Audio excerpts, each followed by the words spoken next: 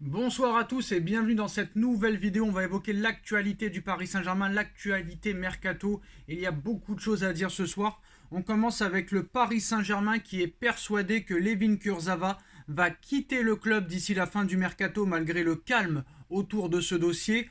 Aucune offre sérieuse n'a filtré, mais ça ne signifie pas qu'il n'y en a pas.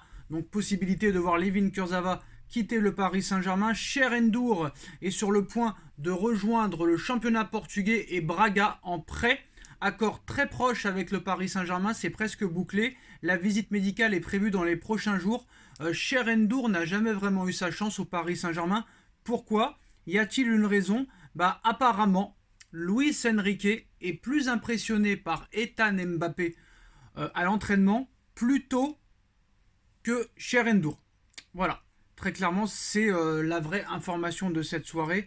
Apparemment, Luis Enrique est plus impressionné par Ethan Mbappé que par Cherendure. Donc Cherendure, à l'arrivée, n'aura pas fait l'enfeu au Paris Saint-Germain. Bon, maintenant, il va être prêté. On espère que très clairement, il va pouvoir magasiner du temps de jeu. Et ça ferait vraiment plaisir de le revoir très fort pour l'année prochaine. Alors, on passe au dossier Leny Yoro. Alors, Leny Yoro, il y a beaucoup d'informations. Déjà, il y a monsieur Olivier Létang, ancien directeur sportif du Paris Saint-Germain, qui nous annonce que Leny Yoro ne partira pas. D'accord. On connaît un petit peu le fonctionnement et la stratégie des directeurs sportifs. Quand tu dis que le joueur ne partira pas et qu'il est intransférable, c'est pour faire monter les enchères. Donc on sait très bien qu'à 1 an et demi de la fin de son contrat et qu'en plus de ça le joueur ne veut pas prolonger, s'il y a une somme entre 50 et 60 millions d'euros, c'est sûr que certain qu'elle fera changer la position de monsieur Létang et des propriétaires du LOSC, ça c'est sûr et certain. En plus de ça, le Paris Saint-Germain pourrait faire l'idée d'un prêt payant. L'idée d'un prêt payant avec obligation d'achat est évoquée pour recruter Leny Yoro au LOSC. Paris réfléchit à un montage. Le Paris Saint-Germain, il n'y a pas encore d'accord avec le joueur, mais celui-ci n'est pas insensible à l'intérêt parisien selon Fabrice Hawkins. Fabrice Hawkins se trompe. Il y a déjà un accord entre Leny Yoro et le Paris Saint-Germain, très clairement. Alors Paris va pousser jusqu'à la fin du mercato. Ce dossier risque de durer jusqu'au 1er février minuit, tandis que Jorge Mendes, son agent, pilote le dossier. Et en plus de ça, apparemment, monsieur Leny Yoro a déjà discuté avec Bradley Barcola, donc je pense que ça veut dire quand même énormément de choses. Donc voilà, très clairement, Bradley Barcola a échangé avec Leny Yoro. Il lui a présenté les aspects positifs du Paris Saint-Germain.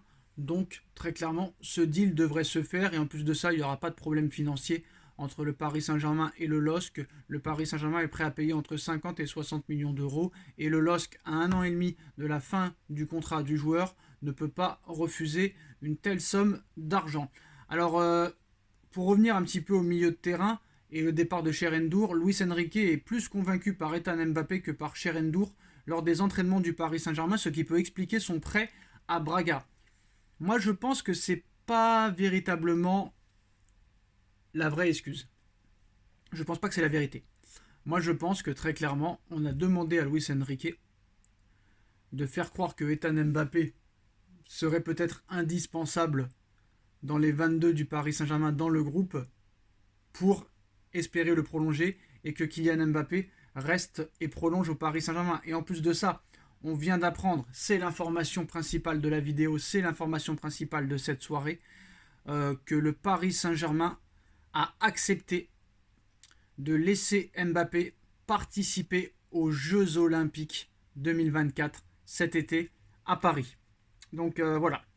Et le Paris Saint-Germain est le seul club à avoir garanti à Kylian Mbappé qu'il pourrait jouer à la fois l'Euro 2024 en Allemagne et les Jeux Olympiques à Paris, dans sa ville.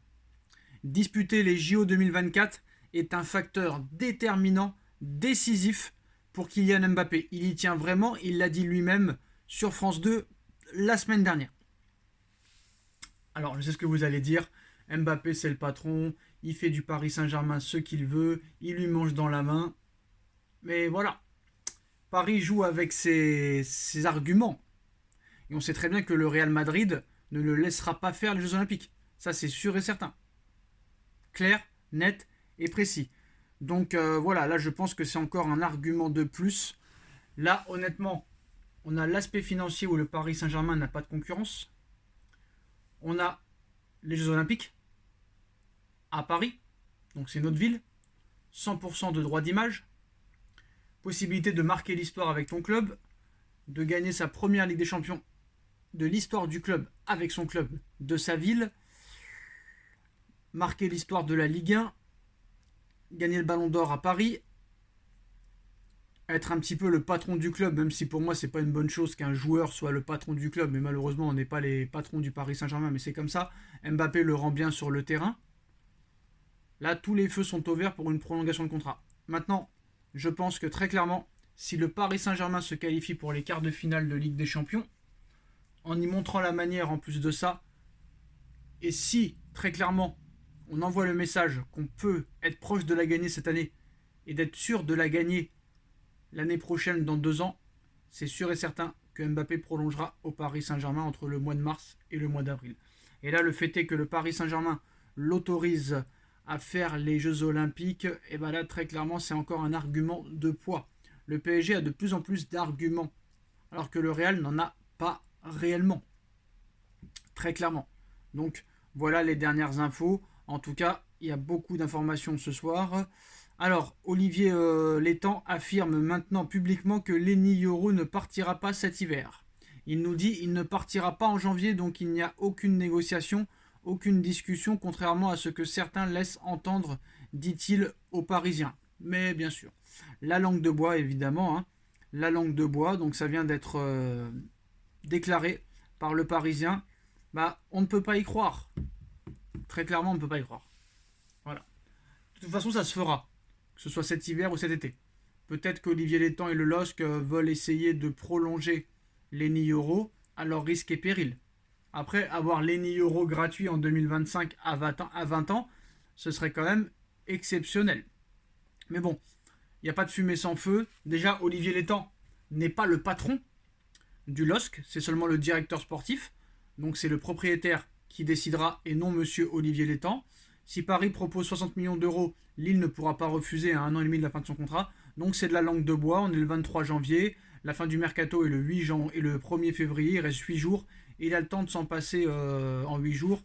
Et on sait très bien que Lille changera d'avis si Paris propose entre 50 et 60 millions d'euros. Voilà les postos, c'est la fin de cette vidéo. Dites-nous en commentaire ce que vous en pensez. On like, on partage, on commente, on s'abonne. Et on se retrouve très vite pour une nouvelle vidéo. Tchuss.